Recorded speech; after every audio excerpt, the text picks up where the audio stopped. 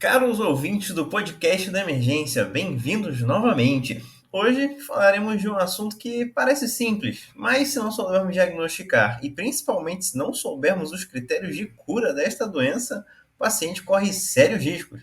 Hoje falaremos da cetoacidose diabética.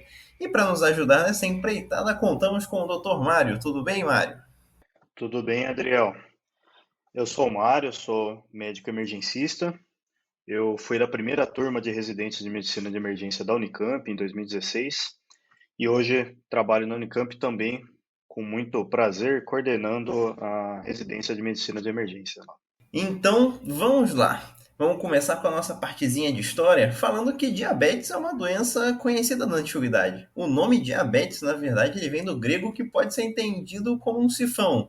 Isso porque um dos sintomas da diabetes era facilmente reconhecido: urinar muito, ou seja, poliúria. E nos pacientes com diabetes mellitus, onde o mellitus vem do latim que significa doce como mel, os médicos percebiam que a urina era adocicada. Sim, provar a urina dos pacientes fazia parte das competências dos médicos antigos. Mas veja, por um tempo a diabetes foi conhecida como a doença dos 5. Se você fosse diagnosticado com diabetes tipo 1, você teria 5 dias de vida. Se você fosse diagnosticado com tipo 2, talvez 5 meses, no máximo 5 anos. Parece um absurdo pensar nisso. Vide que hoje os pacientes diabéticos, fazendo o tratamento correto, chegam a ter uma longevidade como qualquer outra pessoa. Antes da insulina, a única coisa que podia ser feita para pacientes diagnosticados com diabetes tipo 2 era uma dieta totalmente restrita com o mínimo de carboidratos. Para os tipo 1, não havia muito que pudesse ser feito. Isso muda abrupta e drasticamente há 100 anos. Sim, esse episódio é uma comemoração do centenário da descoberta da insulina, quando um cirurgião, Frederick Banting, e seu assistente Charles Best conseguem isolar a insulina do pâncreas de um cão. A partir daí, eles conseguiram manter um cão diabético vivo por 70 dias, um marco, e o cão só veio a falecer quando eles não tinham mais extrato de insulina para aplicar. No ano seguinte, em 1922, conseguiram salvar a vida de um menino de 14 anos, provavelmente morrendo de cetoacidose diabética com suas aplicações de insulina.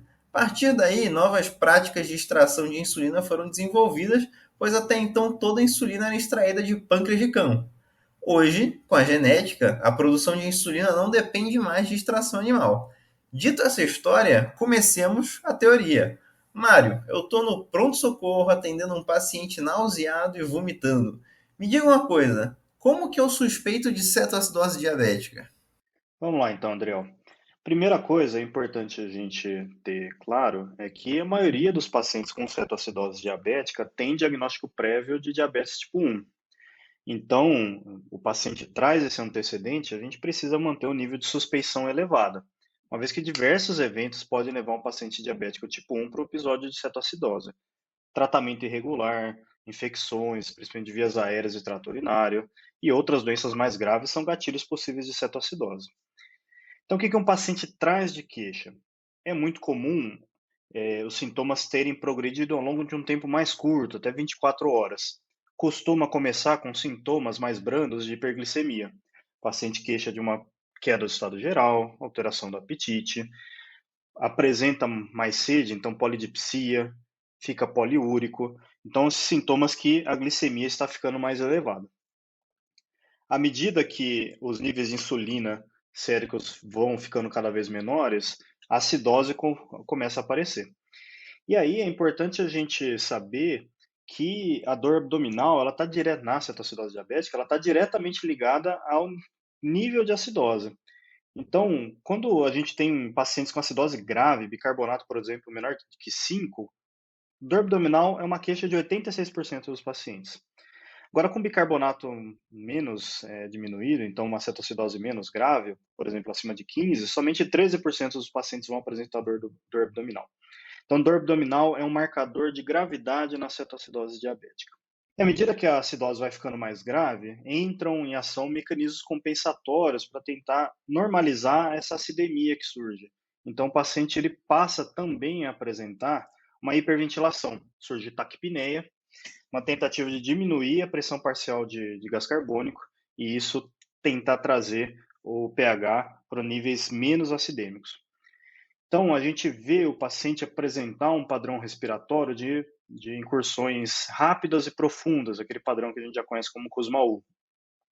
E é interessante que pacientes, né, com cetoacidose costumam ser pacientes jovens, não tem tantas comorbidades associadas, então esse aumento do drive respiratório não costuma ser acompanhado de dispneia, uma vez que o trabalho respiratório não está tão aumentado.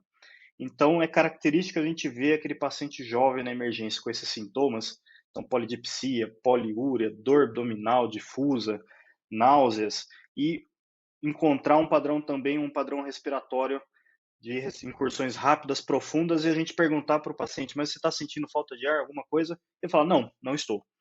Então, esse conjunto de achados tem que levar você rapidamente para a possibilidade de um diagnóstico de cetoacidose diabética. Falado sobre isso, e se meu paciente não tiver diabetes tipo 1? Então, 10% das cetoacidoses na emergência são primo descompensações. O paciente não sabe que é diabético, está se tornando diabético tipo 1. Então, precisamos suspeitar também naquele paciente jovem, com poucas comorbidades, que apresentam um episódio de acidose metabólica, então ver esse padrão de taquipneia, ter dor abdominal, ter esses sintomas gastrointestinais, deve também levantar suspeita de cetoacidose. Um exame rápido, que é a glicemia capilar também, quando muito aumentada, aumenta a probabilidade de cetoacidose. Por fim, Adriel, só diabético tipo 1 faz cetoacidose? Não. Então, diabéticos tipo 2 também podem ter episódios de cetoacidose, não é comum. Mais comum de uma emergência hiperglicêmica nesses pacientes é o estado hiperglicêmico hiperosmolar, que é um quadro mais arrastado, insidioso. O diagnóstico sindrômico de entrada principalmente é coma, mas em algumas situações que o paciente está passando por um estresse muito intenso, então apresenta disfunção hemodinâmica, está com uma infecção grave, está em vigência de uma síndrome coronariana aguda, uma síndrome neurovascular, pancreatite, todas essas situações fazem com que haja um aumento de produção de hormônios contrarregulatórios à insulina, então glucagon, cortisol, fator de crescimento, e nessa situação o paciente, mesmo apresentando níveis de insulina normais ou altos, né, ele apresenta resistência à insulina, esse aumento de demanda da insulina pode passar de um ponto que também ocorre produção de cetoácidos. E aí o paciente entra em cetoacidose diabética. Muito bom, Mário. Então, para a gente lembrar aqui que pode ser que o nosso paciente com diabetes tipo 2 faça cetoacidose, mas é mais comum esperar isso no diabético tipo 1. Agora vamos lá então, Mário. Eu suspeitei de cetoacidose. Como que eu consigo fazer o meu diagnóstico? Ok, Adriel. Então, quando a gente vai procurar na literatura os critérios diagnósticos de cetoacidose, nós encontramos dois métodos diferentes, né? Então, um britânico, da Joint British Diabetes Societies, e uma norte-americana, da American Diabetes Association. Os dois, eles são muito semelhantes, tem pequenas nuances, né, que diferenciam esses dois critérios diagnósticos. Mas qual que está na essência que é importante da gente saber? Então, primeiro, o paciente ele tem que ter evidência de diabetes. Então, ele tem que ter ou o diagnóstico prévio, ou ele chegar com uma hiperglicemia. Então, acima de 200 ou acima de 250, dependendo de qual guideline a gente está seguindo. O importante é o paciente hiperglicêmico, esse é o primeiro. O segundo é a presença de cetonas. Então, nesses dois protocolos é colocado a dosagem das cetonas, ou no sangue, cetonemia, ou cetonúria, como necessárias para o diagnóstico de cetoacidose. No Brasil, nós vamos ter algumas dificuldades com isso, já vamos comentar.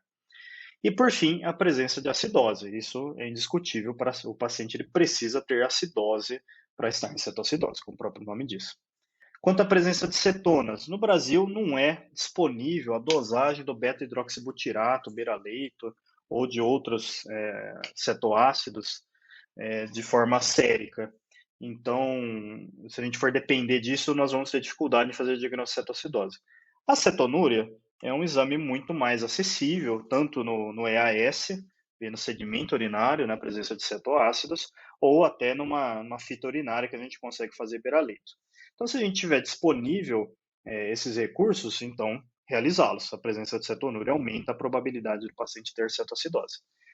Agora, não é incomum o paciente com cetoacidose, principalmente grave, chegar com uma hipovolemia muito importante, com lesão renal aguda instalada, e não ter urina. E aí a gente não vai ter acesso a esse resultado de exame. Então, eu considero importante, num paciente de alta suspeição, a gente não atrasar o diagnóstico e, por tabela, o tratamento, porque a gente não conseguiu comprovar a existência de cetoácidos.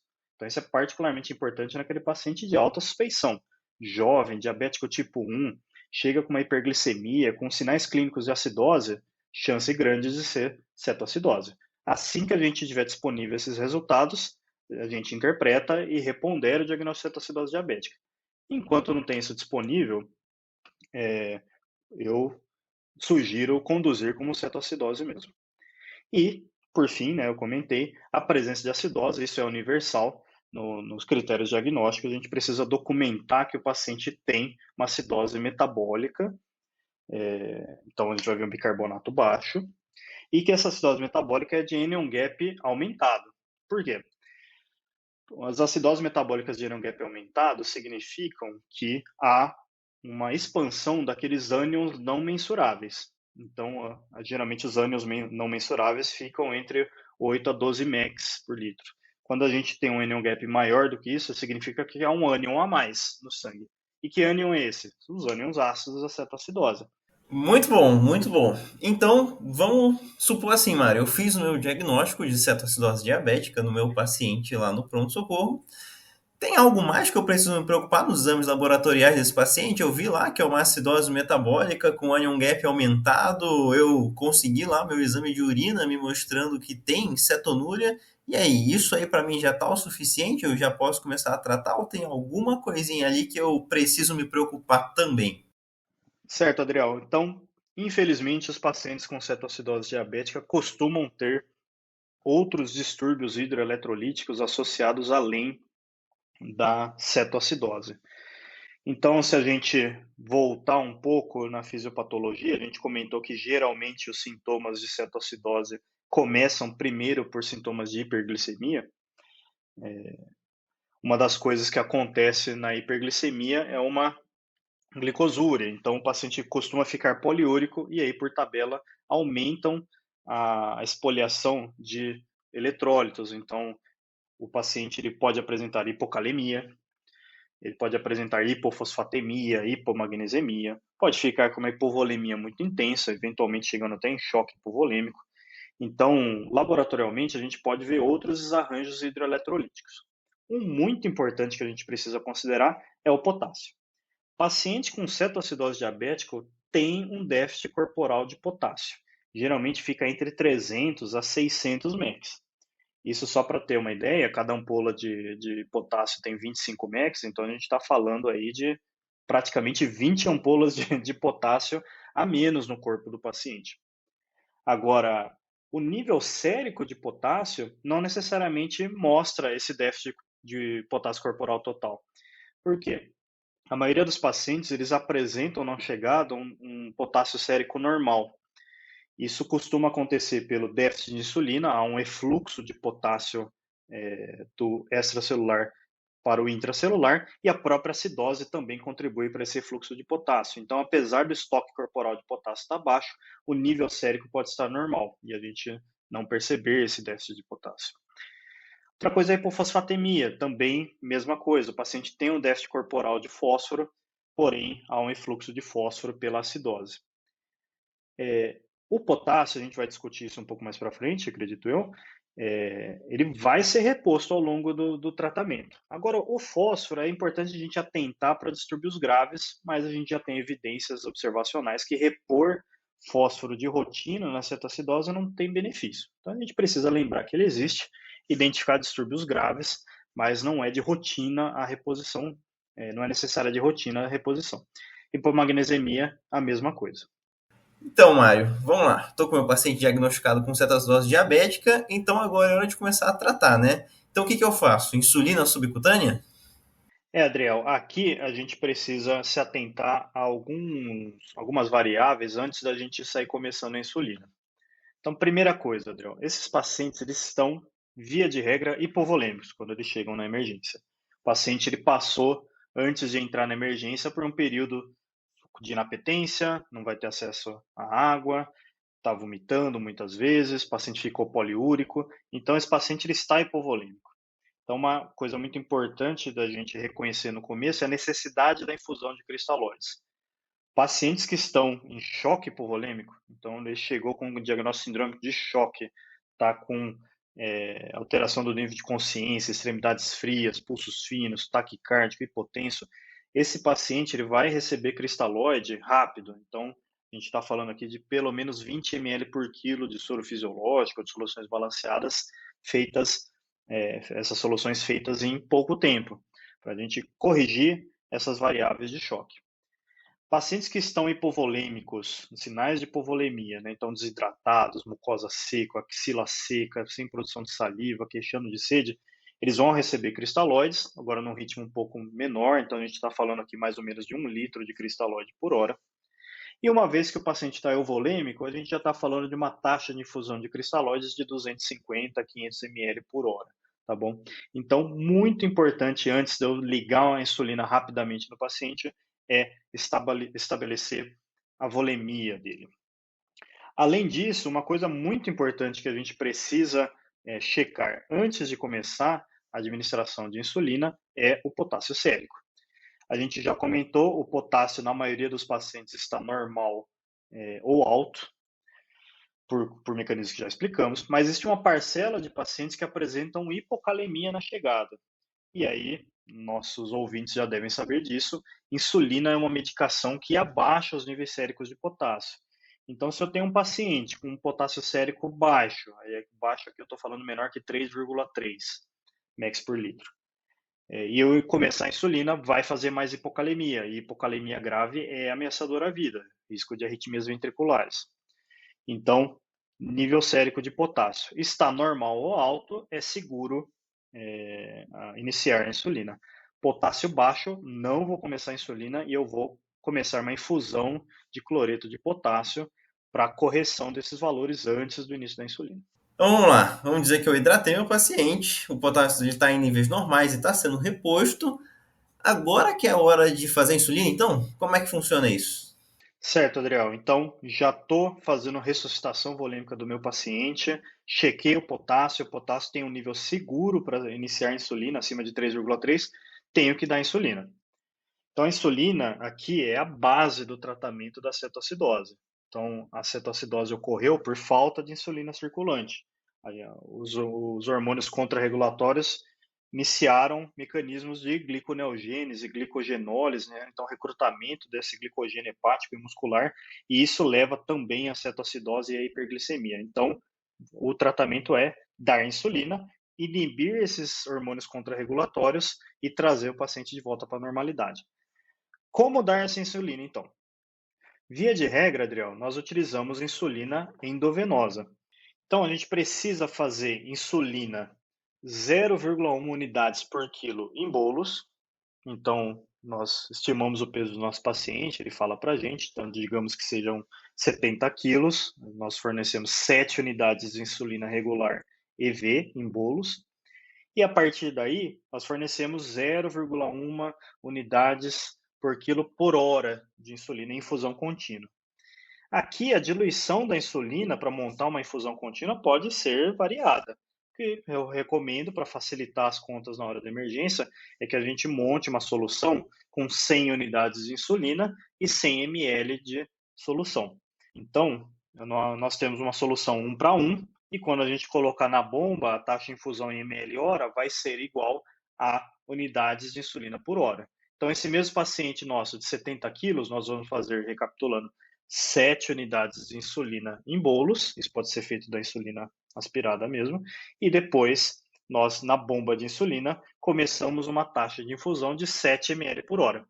Então, facilita na hora da gente fazer as contas. Tá certo então, Mário. Me diz uma coisa, então meu paciente está lá, hidratado, potássio corrigido. Já fiz a minha insulina em bolos. Agora ele está com a bomba de insulina lá, montada 1 para 1, 100 unidades em 100 ml. Agora, como que eu vou fazer para dar o segmento para o meu paciente? Como é que eu vou saber se ele está melhorando ou não? Se eu preciso mexer nessa bomba de insulina, se eu preciso aumentar ela, diminuir? Como é que eu faço a partir daí? Então, Andréal, nesse momento, a gente tem várias coisas para prestar atenção. Eu costumo fazer uma metáfora com os residentes da emergência, quando a gente está passando visita num paciente com cetoacidose, que manejar a cetoacidose tem o equivalente no circo, que é aquele cara que equilibra um monte de pratinhos ao mesmo tempo, né? Que ele precisa prestar atenção em 5, 6 pratinhos ao mesmo tempo. Aqui a gente também tem que prestar atenção em algumas variáveis. E que variáveis são essas, né? Vou reforçar a volemia, então a ressuscitação volêmica não termina no momento que eu começo a insulina, na verdade ela vai continuar por todo o tratamento. Eu não comentei anteriormente, mas um paciente com cetoacidose grave é estimado que ele tenha 100 ml por quilo de déficit de água corporal total. Então, naquele nosso mesmo paciente de 70 quilos, é esperado que ele tenha um déficit corporal de água de 7 litros. Então, nós precisamos continuar infundindo solução cristalóide para o paciente ao longo do tratamento. Naquele ritmo que a gente já comentou. Está chocado, é ressuscitação volêmica caprichada, 20 ml por quilo. Mantém sinais ainda relevantes de hipovolemia, 1 litro por hora de solução. E aquele paciente que está apresentando sinais clínicos de se aproximar da euvolemia, pelo menos 250 ml por hora de infusão. Tá? Esse é o primeiro pratinho, a volemia. Outro pratinho, o potássio. Então, é esperado com a infusão de insulina que o paciente apresente queda gradual dos valores de potássio. Então, a gente precisa decorar dois valores aqui: 3,3, que é o limite inferior, e 5,2, que é o limite superior. Aquele paciente que tem um potássio sérico menor do que 3,3 deve receber infusão de potássio de uma forma mais rápida. Então, esse paciente ele precisa receber de 20 a 40 mEq de potássio, isso é mais ou menos 1 a 2 ampolas de potássio por hora de tratamento, com a meta de manter o potássio sérico do paciente entre 4 e 5 mEq. Então, a gente, além daquela solução que está correndo de cristalóide, a gente coloca outra solução com cloreto de potássio, com a meta de entrar 20 a 40 mEq por hora, 1 a 2 ampolas, tá bom?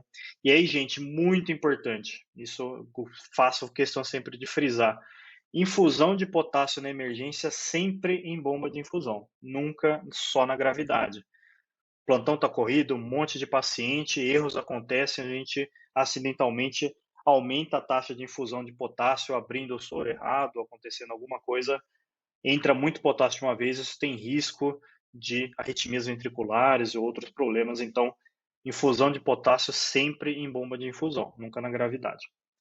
Então, meu paciente está com hipocalemia, infusão de potássio num ritmo mais acelerado, meta entre 4 e 5 mEq. Meu paciente está apresentando valores normais de potássio, então entre 3,3 e 5,2, eu também vou dar potássio. Por quê? Esse potássio está normal agora. Se eu não der potássio, em breve vai ficar baixo, pela infusão de insulina. Então aqui eu vou fornecer 20 mEq, de 20 a 30 mEq por litro de solução ofertada. Então, como que a gente faz isso para simplificar? Lembra daqueles 250 ml hora de cristalóide que estão entrando? Coloca a cada litro dessa solução que você está fornecendo para o paciente uma ampola de potássio, que são aproximadamente 25 mEq. Então, ali você já vai ter a garantia que a cada litro de solução infundida vai ter esses 20 a 30 mEq. Ok? E meu paciente que ficou hipercalêmico? Aí não tem discussão. Para o potássio e espera ele atingir valores menores do que 5,2 para reiniciar a infusão. Então, a minha solução que estava correndo de cristalóide, 250 ml hora, tinha aqueles 20 a 30 mEq de potássio. Como que eu faço? Desliga, joga fora essa solução, faz outra sem potássio, tá bom? Então, a nossa variável potássio é isso que a gente precisa fazer. Próxima variável, o sódio. Então, pessoal, nós precisamos corrigir o sódio mensurado a partir da glicemia. Então, nós precisamos adicionar 2 mEq de sódio para cada 100 miligramas por decilitro de glicemia acima do normal. Meio confuso, né? Fácil. Então, digamos que o sódio mensurado do meu paciente lá na gasometria, no sódio sérico, é 127. A glicemia do meu paciente está a 400. Então, 400 de glicemia são 300 miligramas por decilitro acima do normal. 300 miligramas eu preciso colocar 3 vezes 2 mEq de sódio. Então, são 6 mEq. O sódio mensurado era 127, 127 mais 6, 133. Esse é o sódio corrigido do meu paciente. Beleza, eu sei que meu sódio corrigido é 133. Por que isso é importante? Porque isso vai definir que tipo de cristalóide vai ser ofertado para o paciente. Aqueles pacientes que têm um sódio corrigido baixo, então menor do que 135, eles devem receber solução fisiológica, então receber cloreto de sódio a 0,9%. Aqueles pacientes que têm um sódio corrigido acima, o normal, né? Acima de 135, nós costumamos colocar uma solução fisiológica ao meio. E por que mudar para uma solução ao meio? Principalmente para diminuir a incidência de acidose hiperclorêmica. A próxima variável importante a ser acompanhada é o ritmo de queda da glicemia. Então, nós esperamos que um bom tratamento de cetoacidose diabética apresente uma queda da glicemia capilar entre 50 a 70 miligramas por decilitro por hora. Por quê? Se a glicemia está caindo menos de 50 a 70 por hora, significa que eu estou fazendo um tratamento muito devagar. Cetoacidose diabética é uma doença grave, potencialmente ameaçadora à vida. Eu quero tirar o paciente da acidose o mais rápido possível. Então, nós precisamos aumentar a taxa de infusão de insulina. Isso é feito geralmente dobrando a taxa de infusão de hora em hora até que se atinja esse ritmo de queda. E se caiu 100, 150 de uma hora para outra? Aí não, aí é perigoso para o paciente. Hipoglicemia, pessoal, é a complicação mais comum de cetoacidose. Então, está caindo mais rápido do que 50, 70, precisa diminuir o ritmo de infusão de insulina, que o paciente pode, na próxima mensuração da glicemia, estar hipoglicêmico. Isso também é ameaçador à vida. Então, a gente vai diminuir pela metade a taxa de infusão de insulina, novamente objetivando de 50 a 70 miligramas por decilitro por hora. Última variável que eu queria dizer aqui é o pH. Então, é uma dúvida comum. Eu vejo lá na gasometria, meu paciente tem uma acidemia importante, 7,1, 7,0, 6,9, e aí é comum a dúvida, eu tenho que infundir bicarbonato nesse paciente? A Sociedade Americana recomenda o uso de bicarbonato naqueles pacientes que têm pH menor que 6,9. Então, acidemia é muito grave. Aí aqui já há uma preocupação com arritmias cardíacas, com coma, com disfunção neuronal difusa. Então, é utilizado bicarbonato para trazer o pH acima de 7 e tirar o paciente dessa acidemia muito grave. Bem, acredito então aqui que a gente conseguiu destrinchar bastante como que a gente vai fazer esse segmento do nosso paciente com cetoacidose, né? A gente vai precisar ficar atento a diversas variáveis e não só a acidose e a glicemia. A gente precisa se atentar ao potássio, a gente precisa se atentar ao sódio, ao bicarbonato e por aí vai.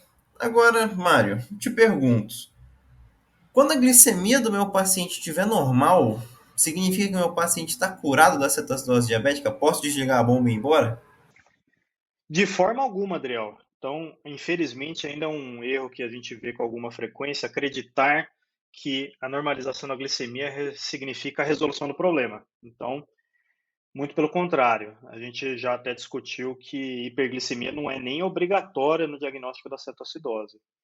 Então, nós estamos tratando a cetoacidose com a insulina e é, na verdade, bastante comum que os níveis de glicose, de glicemia sérica, atinjam valores mais baixos ainda longe do término do tratamento. E isso, obviamente, configura um risco de hipoglicemia, que é a complicação mais comum.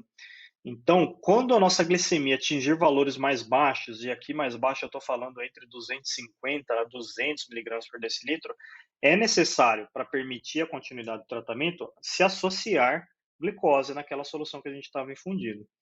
Então, meu paciente atingiu 250, 200 de glicemia capilar, Eu vou naquela solução que a gente já comentou, que está infundindo 250 a 500 ml por hora, associar glicose a 5%. E isso também costuma dar um nó na cabeça do residente, do médico que está tratando da cetoacidose, que eu já tenho uma solução pronta lá de cloreto de sódio ou 0,9 ou 0,45%, e aí tem que entrar a glicose também, isso vira uma bagunça na cabeça. O que eu recomendo? Então, substitua a solução que você estava infundindo por uma nova. Então, gente, soro é barato, não começa a misturar um monte de coisa que vai fazer confusão. Então, joga fora aquela solução e faça uma nova com glicose 5%. E nessa solução glicose 5% não tem nenhum outro eletrólito além da glicose, a gente precisa colocar. Então, como colocar isso? Não é recomendável nós fazermos grandes trocas de volume entre bolsas. Assim, então, pegar, por exemplo, 500 ml de glicose a 5% e 500 ml de soro fisiológico e misturar. Isso aumenta o risco de contaminação durante esse processo. Então, o ideal é que a gente pegue uma bolsa de glicose a 5%, 1000 ml, e que coloque ali cloreto de sódio a 10%. Então, só relembrando, meu paciente está com sódio mensurado normal, ou, perdão, sódio corrigido normal, acima de 135. A solução que eu daria seria ao meio. Ao meio é 0,45% de cloreto de sódio. Como que eu faço isso? Nós colocamos 45 ml de cloreto de sódio a 10%. Isso faz com que a solução vire, naquela glicose a 5%, uma solução ao meio do ponto de vista de cloreto de sódio. Ah, precisaria ser 0,9%. Mesma coisa, pessoal. Ponham 90 ml de cloreto de sódio a 10%. Ah, Mário, mas e o potássio? Põe o potássio também. Então, o meu paciente tem um nível sérico de potássio normal, eu quero colocar de 20 a 30 mEq por litro de solução. Uma ampola tem 25, está bem no meio? Coloque uma ampola de cloreto de potássio nessa solução que você montou.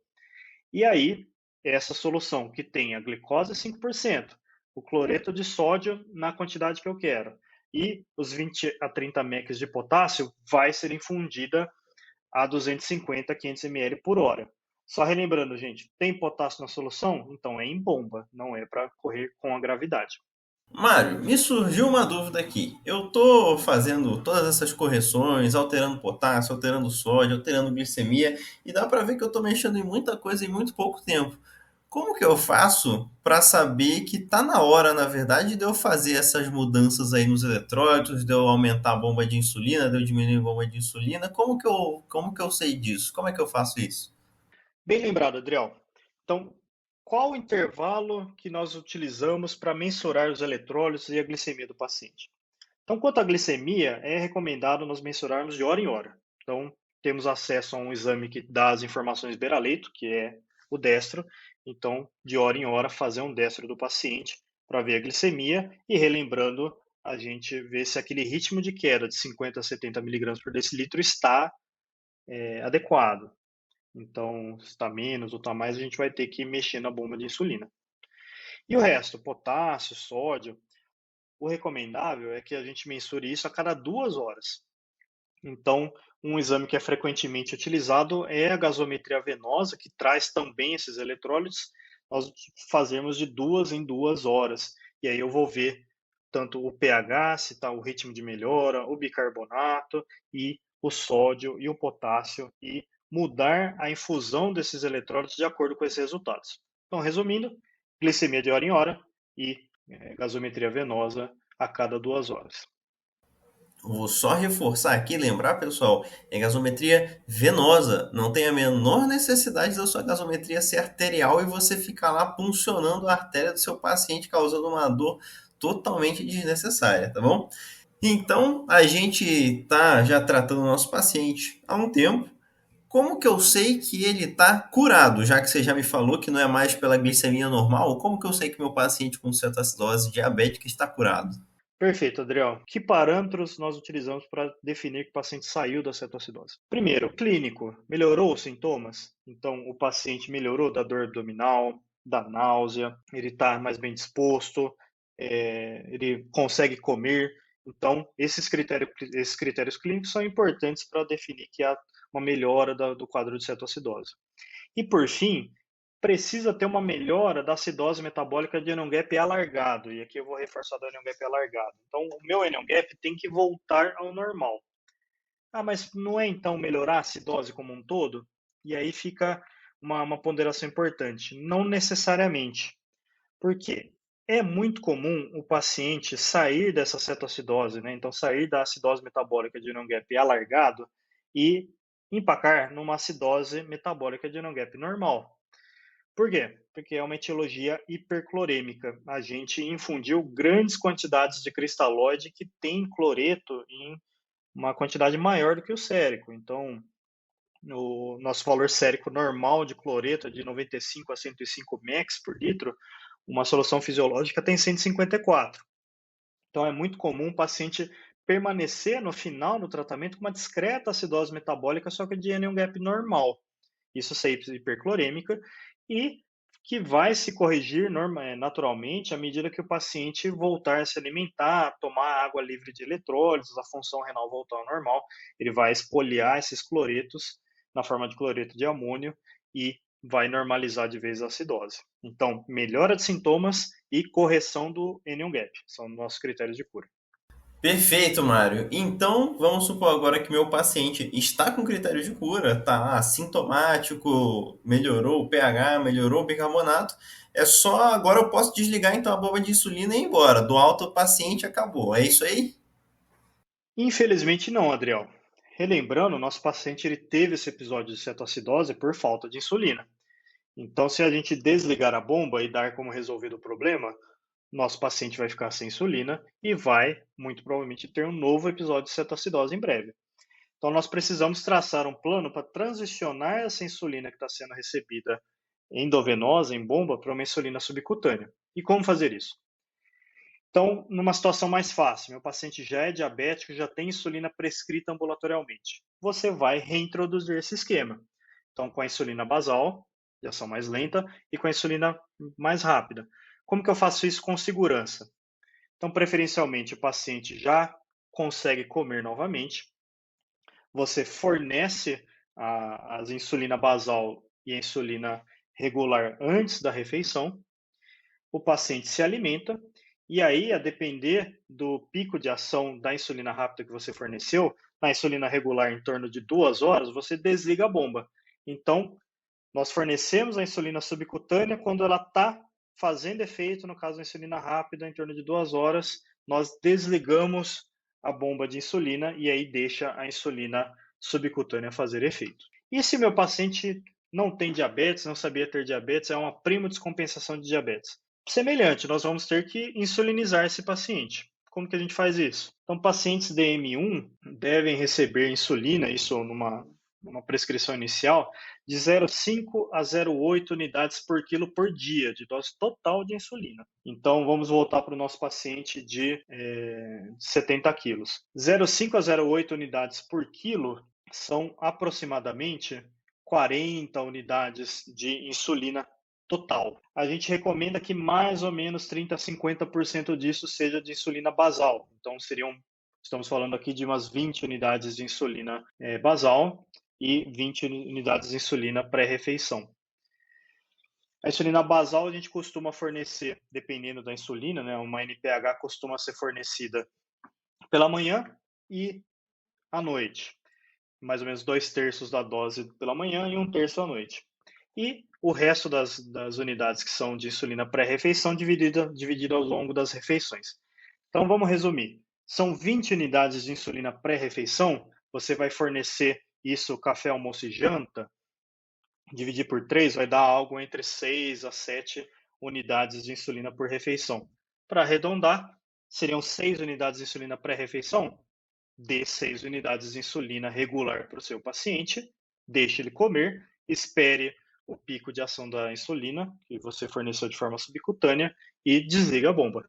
Muito bom, Mário. Então, para reforçar, pessoal, não é só desligar a bomba e acabou. Primeiro, a gente tem que lembrar que a gente vai ter que fazer insulina subcutânea agora para o nosso paciente.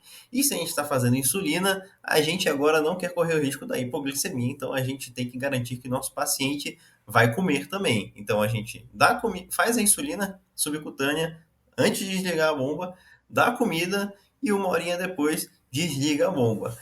É, chegando agora para os finalmente, uma última pergunta, Mário. A gente ficou esse tempo todo tratando cetoacidose. Mas e aí? O que causou essa cetoacidose? Então, naquela minoria de pacientes que está tendo a sua primodescompensação do diabetes, a causa pode ser simplesmente a falta de insulina. Agora, mesmo nesses pacientes e nos demais, é muito importante relembrar que cetoacidose costuma ter um gatilho. Aconteceu alguma coisa de errado na vida da pessoa para ela entrar em cetoacidose. O que é muito comum? Infecção. Então, pacientes diabéticos são pacientes imunossuprimidos, eles têm mais risco de desenvolver infecções graves. E aqui eu estou falando infecção de vias aéreas, infecção urinária, infecção gastrointestinal, podem ser gatilhos de cetoacidose diabética. E uma infecção respiratória muito frequente, infelizmente, no nosso meio, é a pandemia do coronavírus. Então, é necessário ponderar se o meu paciente com cetoacidose não pode ter Covid-19. É uma doença com apresentações variadas, então tem um alto nível de suspeição para sintomas respiratórios, de via aérea superior, sintomas gastrointestinais serem manifestações de Covid-19. E além de processos infecciosos, outras doenças, a gente comentou no diabético tipo 2, também pode ocorrer no diabético tipo 1, podem ser gatilhos de cetoacidose. Então, síndrome coronariana aguda, síndrome neurovasculares, pancreatite aguda. Então, a gente precisa ficar atento em não fazer um fechamento precoce do diagnóstico do nosso paciente. Esse aqui é o paciente da cetoacidose. Eu preciso, com uma boa anamnese, exame físico, ponderar esses outros diagnósticos como causa de uma cetoacidose. Então, ir atrás ativamente de infecção, de síndrome coronariana aguda, de pancreatite, de outras doenças, e não parar o meu processo de investigação na emergência na cetoacidose. É isso aí, pessoal. Então, lembrando, deixar isso bem reforçado. O paciente tem a cetoacidose, não adianta só tratar a cetoacidose e não tentar investigar o que levou a esse quadro. Infecção muito prevalente. Vimos, inclusive, diversas vezes no nosso pronto-socorro primo descompensações de cetoacidose diabética por conta de Covid também. Então, é importante a gente sempre ter isso em mente. Mário, muito obrigado pela sua participação. Foi uma aula, acho que vai ficar muito mais claro para muita gente como montar de várias formas possíveis a bomba de insulina com aquilo que o seu paciente está precisando. Obrigado mesmo. Foi um prazer. Adriel, foi um prazer estar aqui com você. Muito obrigado pela oportunidade. Abraço a todos.